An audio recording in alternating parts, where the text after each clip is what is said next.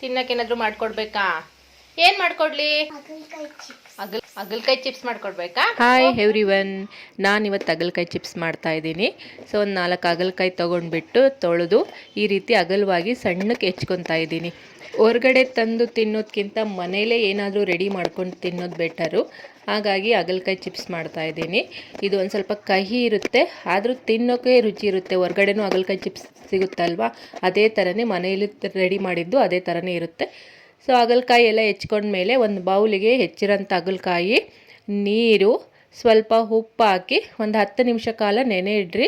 ಏನಕ್ಕೆ ಅಂದರೆ ಅದರಲ್ಲಿರೋ ಕಹಿ ಅಂಶ ಬಿಟ್ಕೊಳ್ಳುತ್ತೆ. 10 ನಿಮಿಷ ಆದಮೇಲೆ ಇನ್ನೊಂದು ಬೌಲಿಗೆ ನೆನೆ ಹಾಕಿರೋಂಥ ಹಾಗಲಕಾಯಿನ ಹಾಕಿಬಿಟ್ಟು, ಕಹಿ ಅಂಶ ಏನು ಹೋಗಿರೋದಿಲ್ಲ, ಬಟ್ ನಾರ್ಮಲಾಗಿರೋ ಕಹಿ ಅಂಶಕ್ಕಿಂತ ಒಂದು ಸ್ವಲ್ಪ ಮಟ್ಟ ಕಹಿ ಅಂಶ ಕಡಿಮೆ ಆಗಿರುತ್ತೆ. ಸೊ ಅದು ಎಣ್ಣೆಲಿ ಕರಿಯೋದ್ರಿಂದ, ಮಸಾಲೆ ಪದಾರ್ಥ ಎಲ್ಲ ಹಾಕಿರೋದ್ರಿಂದ ತುಂಬಾ ರುಚಿ ಇರುತ್ತೆ. ಇದಕ್ಕೊಂದು ಸ್ವಲ್ಪ ಅರಿಶಿನ, ಜೀರಿಗೆ, ಇಂಗು ಏನಕ್ಕೆ ಯೂಸ್ ಮಾಡ್ತೀನಿ ಅಂದರೆ, ಹಿಂಗೆ ಹಾಕೋದ್ರಿಂದ ಎಲ್ಲ ಪದಾರ್ಥಗಳು ರುಚಿಯಾಗುತ್ತೆ ಅಂತ ನಾನು ಎಲ್ಲ ಅಡುಗೆಯಲ್ಲಿ ಹಿಂಗೆ ಯೂಸ್ ಮಾಡ್ತೀನಿ. ಅದಾದ ನಂತರ ಗರಂ ಮಸಾಲ ಯೂಸ್ ಮಾಡೋದ್ರಿಂದ ಟೇಸ್ಟ್ ಚೆನ್ನಾಗುತ್ತೆ. ಖಾರಕ್ಕೆ ಎಷ್ಟು ಬೇಕೋ ಅಷ್ಟು ಖಾರದ ಪುಡಿ ಹಾಕ್ಕೊತಿದ್ದೀನಿ. ಅದಾದಮೇಲೆ ಅಜ್ವಾನ ಕಾಳು ಏನಕ್ಕೆ ಅಂದರೆ ಡೈಜೆಷನ್ ಚೆನ್ನಾಗಾಗುತ್ತೆ ಅಂತೇಳಿ ಅಜ್ವಾನ ಕಾಳು ಯೂಸ್ ಮಾಡ್ತಾ ಇದ್ದೀನಿ. ಅದಾದಮೇಲೆ ಕಡಲೆ ಹಿಟ್ಟು ಕ್ರೆಸಿಪಿ ಥರ ಬರಲಿ ಅಂತ ಕಡಲೆ ಹಿಟ್ಟು ಯೂಸ್ ಮಾಡ್ತಾ ಇದ್ದೀನಿ. ಆಮೇಲೆ ನಾನಿಲ್ಲಿ ಕಾರ್ನ್ಫ್ಲೋರ್ ಹಿಟ್ಟು ಯೂಸ್ ಮಾಡ್ತಾ ಇದ್ದೀನಿ. ಸೊ ಬೇಕಂದರೆ ಕಾರ್ನ್ಫ್ಲೋರ್ ಹಿಟ್ಟಿಲ್ಲ ಅಂದರೆ ಅಕ್ಕಿ ಹಿಟ್ಟು ಯೂಸ್ ಮಾಡ್ಬೋದು. ಆಮೇಲೆ ರುಚಿಗೆ ತಕ್ಕಷ್ಟು ಉಪ್ಪು, ಇವೆಲ್ಲ ಮಸಾಲ ಐಟಮ್ಸ್ ಹಾಕಿದ ಮೇಲೆ ಸೊ ಅದನ್ನು ಕಲಿಸ್ಕೊಳ್ಳಿ. ಸೊ ಹಾಗಲಕಾಯಿ ನೀರಲ್ಲೇ ನೆನೆ ಹಾಕಿರೋದ್ರಿಂದ ನೀರಿನಂಶ ಇರೋದ್ರಿಂದ ಸೊ ನಾನಿಲ್ಲಿ ಸ್ಟಾರ್ಟಿಂಗ್ ನೀರು ಯೂಸ್ ಮಾಡ್ತಾ ಇಲ್ಲ. ಸೊ ಹಾಗೆ ಕಲಿಸ್ಕೊಳ್ತಾ ಇದ್ದೀನಿ.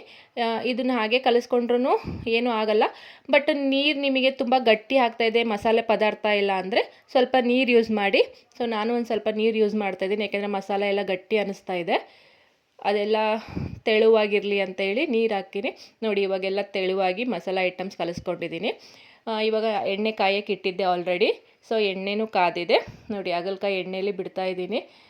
ಸೊ ತುಂಬ ಟೇಸ್ಟಿಯಾಗಿರುತ್ತೆ. ನಾನು ಫಸ್ಟ್ ಟೈಮ್ ಮಾಡಬೇಕಾದ್ರೆ ಮಾಡ್ತಾ ಇರೋದು. ಸೊ ಅಂಗಡೀಲಿ ನಾವು ಹೆಂಗೆ ತಂದು ಚಿಪ್ಸ್ ಅಂಗಡೀಲಿ ಯಾವ ಥರ ಹಾಗಲಕಾಯಿ ಚಿಪ್ಸ್ ಇರುತ್ತೋ ಅದೇ ರೀತಿ ಟೇಸ್ಟಿಯಾಗಿತ್ತು, ಅದೇ ರೀತಿ ಕ್ರೆಸಿಪಿನೂ ಆಗಿತ್ತು. ನೋಡಿ ಎಣ್ಣೆಲಿ ಬೆಂದಮೇಲೆ ಎಷ್ಟು ಕ್ರೆಸಿಪಿ ಥರ ಆಗಿದೆ. ಸೊ ಇದನ್ನೆಲ್ಲ ಒಂದು ಪ್ಲೇಟಿಗೆ ಸರ್ವ್ ಮಾಡ್ಕೊಳ್ಳೋಣ. ಹಾಗಲಕಾಯಿ ಚಿಪ್ಸ್ ರೆಡಿ ಆಗಿದೆ. ನಾನಿಲ್ಲಿ ಕರಿಬೇವನ್ನೂ ಆ್ಯಡ್ ಮಾಡಿದ್ದೀನಿ.